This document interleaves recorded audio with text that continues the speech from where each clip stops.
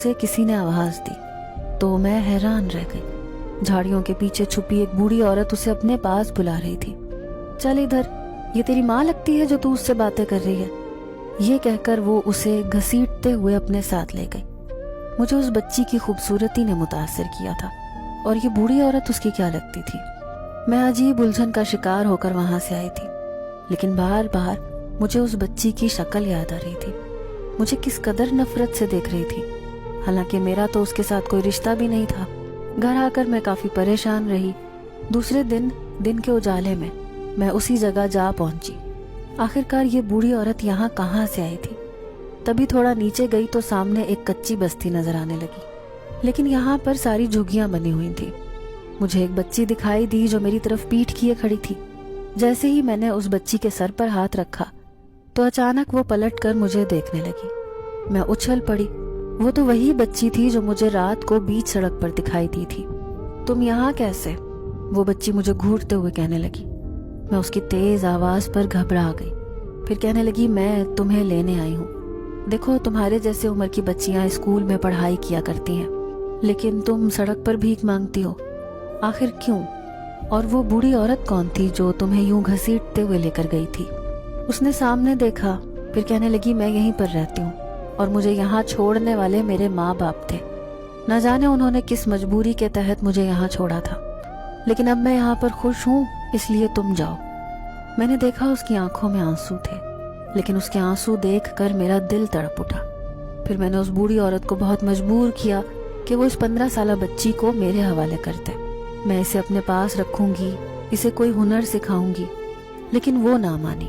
कहने लगी, हरगिज नहीं, मैं इसे अपने पास रखकर पाल रही हूँ और ये मुझे भीख मांग कर देती है। वहां से मायूस होकर मैं घर लौट आई, लेकिन न जाने क्यों मेरा दिल इतना बेचैन हो रहा था।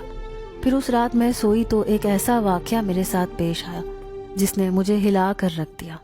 मैं कमरे में सो रही थी जब किसी ने धीरे से कमरे का दरवाजा बजाया। मैं समझी कि शायद मेरी मुलाजिमा है जो कि अक्सर रात को मेरे घर में ही रुक जाया करती थी। नींद में पूछने लगी कि कौन है, तो कोई जवाब ही ना आया। अभी थोड़ी ही देर बाद अचानक ऐसे लगा जैसे किसी ने मेरे वजूद को झंझोड़ कर उठाया हो।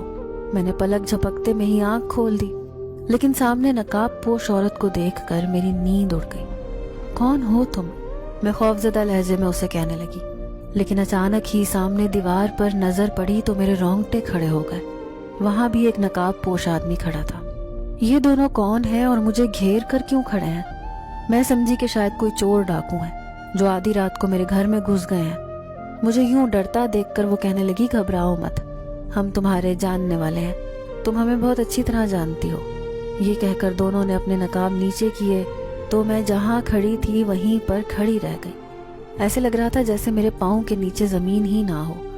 15 साल पहले मेरे सामने आई हुई शक्लें मैं भला कैसे भूल सकती थी। उन्हीं के पास तो मेरी बेटी थी जो सिर्फ एक मेरी औलाद बनकर इस दुनिया में आई थी। अब मैं बेकरारी से उस औरत से कहने लगी, तुम वो ही हो ना जिसने मेरी बेटी मुझसे ली थी, बदले में मुझे ढेर सारे जेवरात देकर। आखिर मेरी बेटी कहाँ है? वो कितनी बड़ी हो गई है? तुम उसे लेकर क्यों नहीं आई? मैंने एक साथ कई सवालात कर डाले।